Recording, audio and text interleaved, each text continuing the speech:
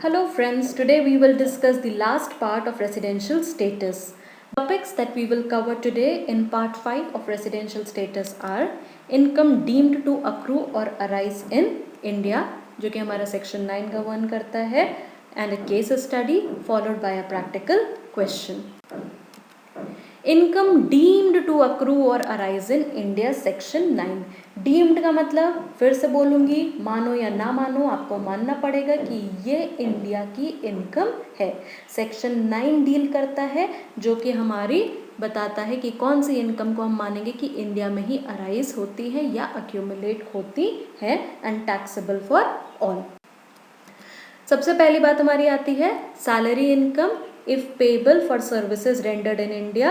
Means अगर कोई non resident perform करता है एनी एक्टिविटी इन इंडिया, सबसे इंपॉर्टेंट बात ये है जिसके लिए उसको सैलरी मिलती है, then that will be income earned in India. और उस केस में अभी हमने पिछले वीडियो में देखा था इंसिडेंस ऑफ टैक्स, आरओआर के केस में रिसीव्ड या earned in India shall be taxable for all. दूसरा, सैलरी अगर गवर्नमेंट देती है, किसको देती है? इंडियन सिटीजन को, भले ही सर्विस आउटसाइड इंडिया हो.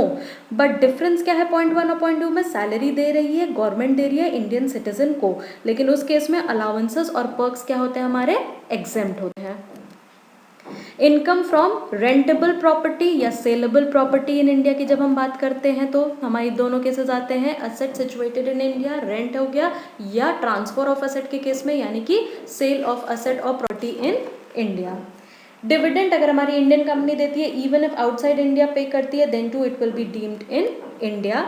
इंटरेस्ट, रॉयल्टी, फीस अगर गवर्नमेंट देती है या नॉन गवर्नमेंट देती है, तो अगर इंडिया में वो यूटिलाइज होता है तब भी अर्नड इन इंडिया कहते हैं. इंटरेस्ट किस पे देते हैं? अमाउंट बोरोड पे देते हैं. तो अगर इंडियन गवर्नमेंट पे करे या कोई प्राइवेट एंटिटी पे करे जिसकी इनकम होगी, तो वो टैक्स कब देगा? अगर उसकी सर्विसेज इंडिया में यूटिलाइज हो रही हैं.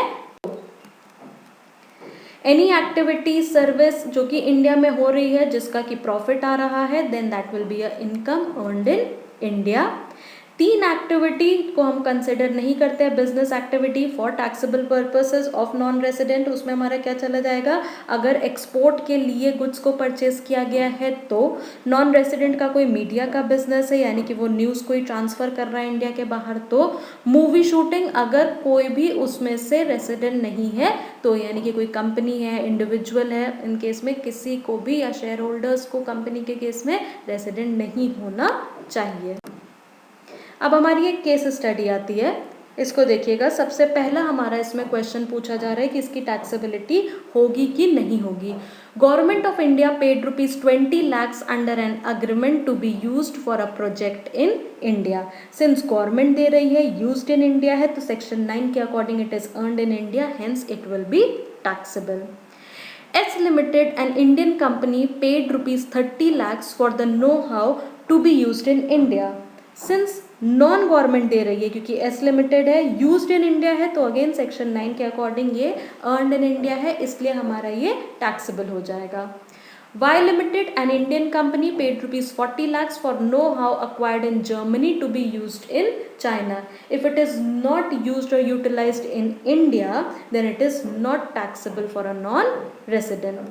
Z Limited, a non-resident company, paid ₹24 lakhs for acquiring know-how to be used in India for carrying on certain manufacturing business. अगर ये used in India है, utilized in India है, then again it will be taxable, right? तो ये हमारी एक case study थी. Next हमारा एक प्रैक्टिकल क्वेश्चन आता है.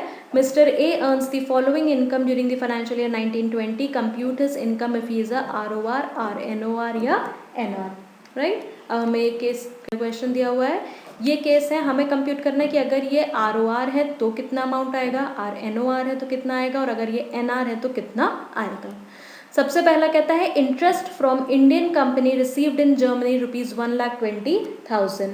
इंटरेस्ट अगर इंडियन कंपनी दे रही है तो it is earned in India and it is taxable for all, यानी कि 1,20,000 टैक्सेबल होगा अगर वो आरओआर है तो भी, आरएनओआर है तो भी, और एनआर है तो भी. दूसरा, pension from former employ in India received in Dubai ₹1,80,000. 20,000। Since pension India में मिल रही है, भले ही रिसीव्ड बाहर है, तो टैक्सेबल फॉर ऑल होगा as it is earned in India.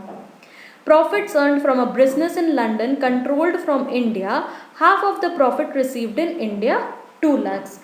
ROR और NOR के लिए तो फुल अमाउंट टैक्सेबल हो जाएगा because it is controlled from India, but half जो इंडिया में रिसीव हो रहा है वो NR के लिए केवल हाफ टैक्सेबल होगा, यानी कि ₹1 लाख। तो ROR NOR के केस में 2 लाख एंड NR के केस में 1 लाख चला जाएगा।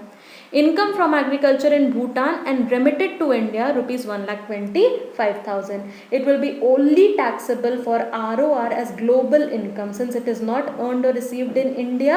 तो ROR और NR के लिए कोई टैक्सेबल नहीं होगा, केवल ROR के लिए टैक्सेबल होगा पूरा amount. Income from property in Russia received there ₹4 lakh, again same reason, only ROR के लिए टैक्सेबल होगा क्योंकि उसकी ग्लोबल इनकम होती है, ना ही तो अर्नड है ना ही तो रिसीव्ड इन इंडिया, तो RNOR और NR के लिए नहीं होगा।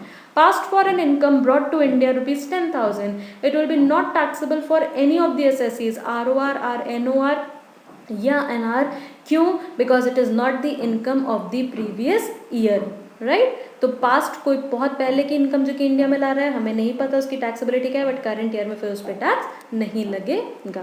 तो अगर आप इसका टोटल आउट करके आंसर निकालेंगे तो ROR की टोटल इनकम की टैक्सेबिलिटी जो आएगी वो है 10,25,000, और NOR की आएगी 5 lakhs एंड NR की आएगी ₹4 lakhs।